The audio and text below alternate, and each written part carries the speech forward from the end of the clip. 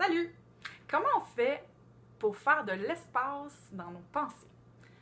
Puis en même temps diminuer notre pression intérieure.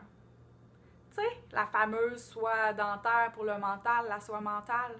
Ben, c'est un peu comme la deuxième fermentation de kombucha. Tu as fini ton kombucha, tu l'embouteilles, tu la laisses sur ton comptoir 1 à 4 journées pour avoir les bulles, le fameux CO2. En fait, c'est les levures qui digèrent les sucres et qui vont dégager du gaz carbonique. Ben, à tous les jours, tu dois ouvrir tes bouteilles si tes bouteilles sont vraiment hermétiques pour éviter que ça explose. Ah, shit! Ça a carrément arraché là. Oh my god! Ben, c'est pareil pour nous autres. On n'arrête pas de penser, toutes nos pensées, nos perceptions, nos constructions mentales sont toutes emmêlées une après l'autre. Tu sais, par exemple, moi, je pensais beaucoup à la capsule, l'angle que je devrais faire. Est-ce que c'est une bonne idée ce que je fais là? Est-ce que je suis dans la bonne direction? Je pensais à mon ami avec qui je me suis chicanée, puis ben, je me suis trouvée vraiment réactive. Fait que je me trouve poche là. Je pense à mon père qui est pogné tout seul dans le fond de son rang. Faudrait peut-être que je l'appelle. Donc, c'est ça, c'est comme toutes ces idées-là, puis là, on rajoute une couche de jugement, de planification, de justification, etc., selon qu'est-ce qui se passe pour vous en vous. Comment on peut mettre de l'espace dans cette conscience-là? Ben, je réinvente vraiment pas la roue. Ça s'appelle la pleine attention. Donc, avoir l'attention pleine d'un objet extérieur autre que notre tête. Par exemple, faire la vaisselle, être en contact pleinement avec l'action de faire la vaisselle, texture de l'eau, la chaleur, texture de la vaisselle, le mouvement, lever le bras, aller chercher l'objet, le poser, etc. Prendre une marche, être en contact avec l'action de bouger les jambes, de poser le pied, la texture du sol, le soulier ou la pression du soulier, l'air, les bruits, l'odeur, le verre de kombucha, pourquoi pas, la couleur, les bulles, l'odeur, le goût. Est-ce qu'on peut rentrer en contact pour la première fois avec cet objet-là de notre attention? La tête, elle a un super pouvoir qui s'appelle je suis le centre de l'univers, je vais te ramener à moi ici et maintenant. Fait que là, tu vas faire la vaisselle, tu vas être rendu aux ustensiles, tu te rappelles même pas d'avoir lavé les verres avant.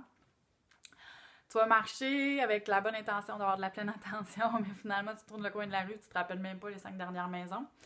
Fait que là, tu vas te rendre compte, tu prends conscience que tu étais perdu dans tes pensées. Est-ce que tu peux le découvrir avec la même intention que tu faisais la pleine conscience de la marche ou la pleine attention de la marche, donc, ou de boire ton verre de kombucha, par exemple. Ah, je suis en train de penser, je suis en train de planifier, je suis dans la coordination. Des fois, juste le nommer, c'est quoi, et après ça, ramène ton intention sur ce que tu faisais.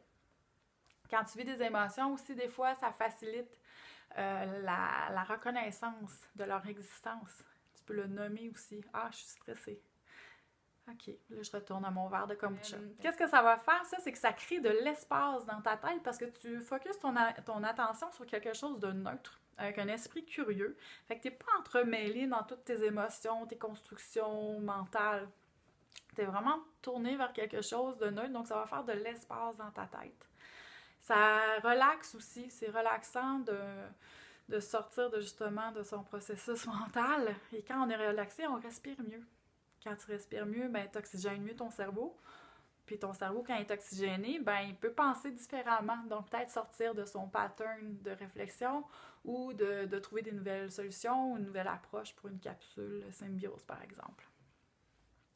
Quand on vit des émotions vraiment difficiles, des fois, c'est intéressant d'explorer comment ça se vit dans le corps. C'est où? Est-ce que c'est tendu? Est-ce que c'est fermé? Est-ce que c'est chaud? Comme par exemple le stress, là. Tu sais, le stress, c'est comme si... Ou l'angoisse, l'anxiété, c'est comme si tu prenais la bouteille de kombucha puis t'as shaké au bout avant de l'ouvrir, tu sais.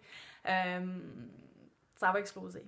Donc, l'angoisse, le stress, c'est à peu près ça. C'est comme si tu te shakais à l'intérieur avec des idées qui sont un peu toxiques ou nuisibles dans le moment présent parce que tu n'as pas d'emprise dessus. Donc, comment tu peux sortir de ta tête et t'ancrer dans ton corps pour créer cet espace-là, justement, pour pouvoir interagir sainement avec ce que tu as besoin dans ton moment présent.